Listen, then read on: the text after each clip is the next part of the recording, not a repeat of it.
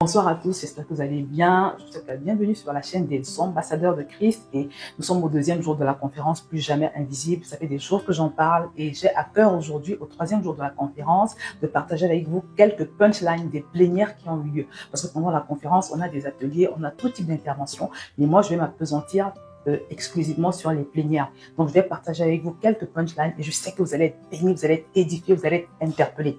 Donc, on va commencer avec ce qui s'est passé dès le premier soir, ce qui a été dit dès le premier soir au travers de pasteur Modestine Castanou.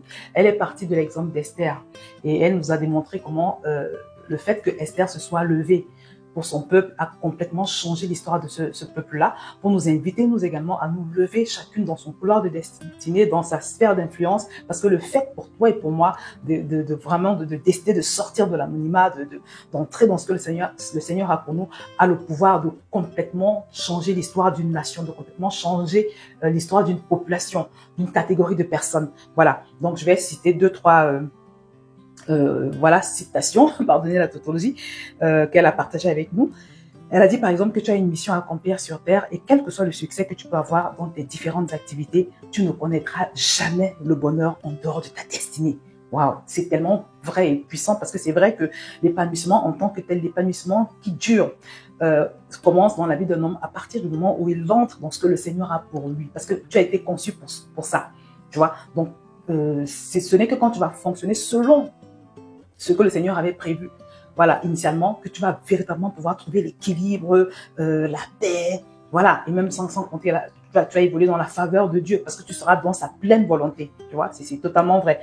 Alors, une deuxième citation, elle a dit, il y a beaucoup de gens qui meurent, et voilà, qui périssent, parce que simplement, beaucoup ne sont pas en train de déverser en eux ce que Dieu a prévu.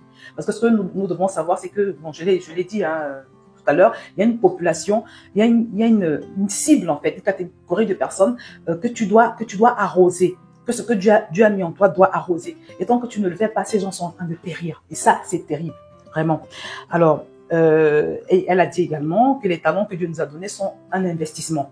Et nous devons pouvoir les identifier. Un investissement dans la mesure où quand tu lis, ça c'est moi qui ajoute, hein, que quand tu lis la parabole des talents, tu réalises que parmi tous ceux, les serviteurs à qui les talents avaient été remis, le seul qui n'a pas valorisé son talent, il est allé enterrer son talent, a été traité de serviteur méchant et paresseux. Son maître était vraiment en colère contre lui. Donc en fait, quand Dieu nous donne des grâces, des dons, des talents, c'est pour un but. Vous voyez, il s'attend à ce qu'on les utilise, à ce qu'on les valorise, à ce qu'on les multiplie. Et quand on ne le fait pas, vraiment, le Seigneur est dans l'attente et Dieu peut se retrouver frustré par rapport à cela. Pas qu'il peut se retrouver, il est frustré. Parce que comme elle a dit, c'est un investissement. Alors, elle a terminé en encourageant les unes et les autres à prendre l'engagement à compter de ce jour-là, de devenir utile pour le Seigneur. Voilà. Alors, le deuxième jour, c'est-à-dire hier, on a eu la grâce d'avoir pasteur Liliane Sanogo, l'épouse du pasteur Sanogo. Vraiment, son intervention a été vraiment puissante et vraiment très concrète, très pratique.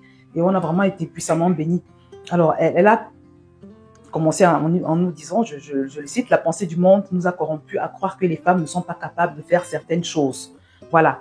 Et c'est vrai, parce que depuis la nuit des temps, la femme a toujours été reléguée au second rang, on l'appelle le sexe faible. Donc, ce qui fait que inconsciemment, beaucoup de femmes vivent avec ce complexe d'infériorité, cette aptitude, cette pensée qui leur fait se dire à chaque fois qu'elles ne sont pas capables parce qu'elles sont des femmes. Donc, c'est comme une sorte de limitation que beaucoup de femmes ont en fait. Vous voyez? Et il faut vraiment qu'on puisse sortir de là pour entrer dans la pensée de Dieu. Alors, elle a dit également, quand Dieu t'élève, c'est pour que tu deviennes une source de bénédiction. Voilà. Elle a cité un exemple de quelqu'un qui devient directeur parce que quand on parle d'irradier les autres, ça peut être au niveau de sphère d'influence. Parfois, le Seigneur va te positionner dans une certaine classe sociale, une catégorie, ou bien il va te positionner quelque part dans le domaine de la politique pour que tu y influences. Et souvent, c'est accompagné d'une élévation. Tu te retrouves à un haut poste, par exemple, à un haut poste où tu as beaucoup de moyens. Elle a dit, à quoi sert-il de te retrouver dans ce poste-là si tu peux pas aider les gens? Une personne de ta famille vient te demander de l'aide, par exemple, tu peux pas l'aider. Et pourtant, Dieu t'a positionné à cet endroit pour que également tu puisses aider ces personnes. Donc, elle a insisté sur le fait que oui, on veut que Dieu nous élève, on veut que Dieu nous touche, on veut que Dieu nous, voilà, qu'il nous fasse briller. dans les ténèbres de cette lumière et que cela soit accompagné de, voilà, de l'élévation qui va se faire avec. Mais qu'est-ce que nous allons faire avec? Est-ce que nous sommes en train de nous assurer que ce que Dieu nous a donné sert véritablement aux autres? Je ne sais pas si vous comprenez, j'ai trouvé cela très pertinent. Elle a dit également que, voilà, il ne faut jamais s'arrêter. Quels que soient les obstacles qu'on rencontre, il ne faut jamais s'arrêter. Malgré les épreuves, il faut persévérer, il faut persister. Parce que de toutes les façons, Dieu est avec nous. Et tant qu'il est avec nous, il nous soutient. Alors, hier soir, on a terminé avec l'épouse du pasteur Mathieu Ashimolowo, pasteur Yemisi. Et là, vraiment, c'était également très puissant. Le titre de son intervention, c'était « Libre d'être moi ». Et la citation, la première citation que j'ai retenue, c'était « Tu continueras d'être invisible si tu ignores l'importance d'être toi ». Voilà. Deuxième citation, quand tu décides de ne plus te cacher, tu peux toucher des vies. Et alors, elle a beaucoup relevé l'importance d'être soi. Être soi, c'est quoi? C'est être la personne que Dieu a prévue. Parce que quand nous naissons de nouveau, la parole de Dieu nous dit que nous recevons une nouvelle identité. Nous devenons membres du royaume le plus puissant au monde. Nous obtenons une position de supériorité que Dieu nous donne sur les pouvoirs, les principautés, les dominations. Voilà, nous recevons une nouvelle puissance en fait. Nous devenons, comme je l'ai dit, membres du royaume et enfants de Dieu. Enfants de Dieu, c'est-à-dire que nous ne sommes plus nés ni du sang ni de la chair, mais nous sommes nés de Dieu. Donc nous changeons de lignée. Toi et moi, désormais, nous sommes de lignée céleste. La Bible nous dit, par exemple, que nous sommes des créatures merveilleuses. Nous sommes appelés à régner avec Christ. Voilà. Et une autre identité que le Seigneur nous a donnée à notre nouvelle naissance, c'est que nous sommes des ambassadeurs de Christ. La parole de Dieu dit que toi et moi, nous faisons office d'ambassadeurs de Christ. Elle a relevé le fait que beaucoup de personnes n'arrivent pas à entrer dans ce que le Seigneur fait de nous, dans notre nouvelle identité, voilà, de tout ce que j'ai cité précédemment, parce que simplement, ils ne le réalisent pas. Et elle a dit, il est impossible de savoir qui Dieu dit que tu es, qui tu es devenu. Ta nouvelle identité en Christ est de rester caché. Voilà, parce qu'une fois que tu es conscient de ton identité, une fois que tu réalises que tu as la révélation de qui Dieu dit que tu es, tu peux plus rester caché. Voilà. Tu commences à comprendre qu'il faut que tu fonctionnes selon ce que le Seigneur a prévu pour toi. Voilà, c'est fondamental. Alors, elle a dit ensuite que quand tu décides de ne plus te cacher, tu peux toucher des vies. Hein, donc, c'est évident. Elle a dit, votre monde, vos nations, votre communauté vous attendent. Voilà. Elle a évoqué le fait parfois que on se retrouve invisible parce que nous sommes sous le contrôle de certaines personnes.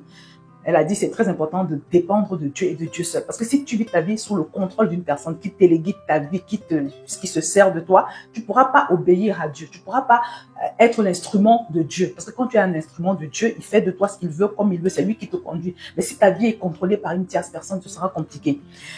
Voilà. Elle a dit, une citation encore, certains se contentent d'exister mais ne vivent pas la vie que Christ a pour eux. Et ça, c'est terrible. Tu peux pas te permettre de juste exister. C'est-à-dire que tu es là, tu respires, mais tu ne fonctionnes pas. Voilà. Elle a fait la différence entre exister et vivre. Exister, c'est, voilà, tu respires, mais vivre, c'est, tu es en train d'agir selon les desseins de Dieu. Tu es en train d'influencer quelque part, tu es en train de propager la vie de Christ. Là, tu vis. Alors, ensuite, si tu ne sais pas qui tu es, tu continueras d'être invisible. Puis ça, on l'a dit précédemment, tant que tu ne sais pas qui tu es en Christ, que tu es un ambassadeur de Christ, que tu es, voilà, la puissance de Dieu sur la terre, que tu es Christ sur la terre et tout ça, vraiment, tu pourras jamais devenir visible. Alors, elle a dit également, elle a évoqué l'importance de ne pas fonder notre identité sur la façon dont les gens nous voient. Voilà, parce que ça, c'est aussi, c'est quelque chose vraiment de problématique. Des gens qui ont des problèmes d'estime de soi et ce genre de choses qui n'ont pas reçu ce que Dieu a dit qu'ils sont. Voilà, ils sont dans la confusion. Et elle a signalé que la manière dont tu te vois détermine la façon également dont tu vas agir dans la vie. Donc, d'où l'importance de se voir tel que Dieu nous voit. C'est très important. Voilà, elle a également souligné l'importance de se séparer de certaines personnes qui appartiennent à notre passé. Parce qu'il y a des gens, tu peux pas les ramener avec toi dans la dimension où Dieu veut que tu arrives. Il y a des personnes qui appartiennent vraiment au passé et tu dois les laisser dans le passé. Voilà, c'est-à-dire qu'il faut pas forcer certaines relations. Au contraire, il faut les laisser derrière toi et avancer. Et à ce moment-là, tu pourras faire tout ce que Dieu attend de toi. Voilà, donc elle a également parlé de l'importance de se lever, d'être libéré de toute forme de limitation, de timidité, ces choses qui nous empêchent d'y aller, qui nous alourdissent. Voilà. Donc, elle a dit également ne pas permettre aux expériences négatives de nous arrêter. Elle a évoqué l'exemple de la culpabilité. Il y a des gens qui ont commis un péché et ils ont du mal à se le pardonner. Comme ils ne se pardonnent pas, ils peuvent pas avancer avec Dieu parce qu'ils se disent que de toutes les façons, Dieu ne va pas les accepter, Dieu ne va pas les reconnaître, Dieu ne peut pas les envoyer. Elle a invité les uns et les autres. S'il y a un péché dans ta vie, par exemple, pour toi qui me regarde, elle a dit c'est très important de simplement demander pardon au Seigneur. Tu règles ce problème-là avec le Seigneur et puis tu avances. Ne pas se laisser arrêter par un péché. Et c'est très vrai ce qu'elle a dit parce que la parole de Dieu nous dit que quand nous confessons nos péchés, il est fidèle et juste pour nous pardonner. Vous voyez? Donc c'est indispensable de le comprendre. Parce que la culpabilité également est beaucoup utilisée par l'ennemi pour bloquer, pour paralyser certaines personnes. Donc voilà. Donc voilà, je pense que c'est tout. Elle a terminé en disant que il est temps pour toi et pour moi, pour nous tous, d'embrasser notre liberté. Parce que c'est pour la liberté que Christ nous a affranchis. Voilà. Faut pas se laisser arrêter par toutes sortes de choses que Christ a pourtant déjà conquises à la croix de son calvaire. Voilà, parce qu'elle a dit que de toutes les façons, ta destinée et la mienne est beaucoup plus grande que tous les désastres que tu as confrontés. Donc ça, c'est la citation, ta destinée est beaucoup plus grande que tous les désastres que tu as confrontés. Il ne permet surtout à rien de t'arrêter. Voilà, et elle a enfin terminé en nous disant de porter toutes ces choses dans la prière. Voilà, parce que comme je le dis toujours, hein, tout ce qui n'est pas fait dans la prière n'est pas fait du tout. Donc, si tu sens que tu rencontres des obstacles, ce genre de choses, n'hésite pas à prier, à intercéder, à crier au Seigneur pour cela. Parce qu'il faut que tu entres dans ce que Dieu a pour toi. Moi, je termine en disant que vraiment, Jésus savait qu'il devait ressusciter.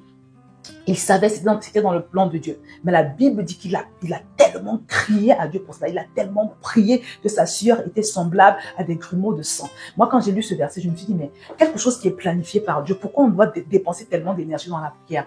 Et moi, quand je lis ce passage, ça me fait comprendre que vraiment, pour toi qui me regardes, comme pour moi aussi d'ailleurs, si on se rend compte que c'est pas simple, c'est compliqué, on a beaucoup d'obstacles, il faut crier à Dieu de la même façon parce qu'il nous le redemandera. Il nous le redemandera. Voilà, faut jamais rester à subir les circonstances, à ne pas faire la volonté de Dieu.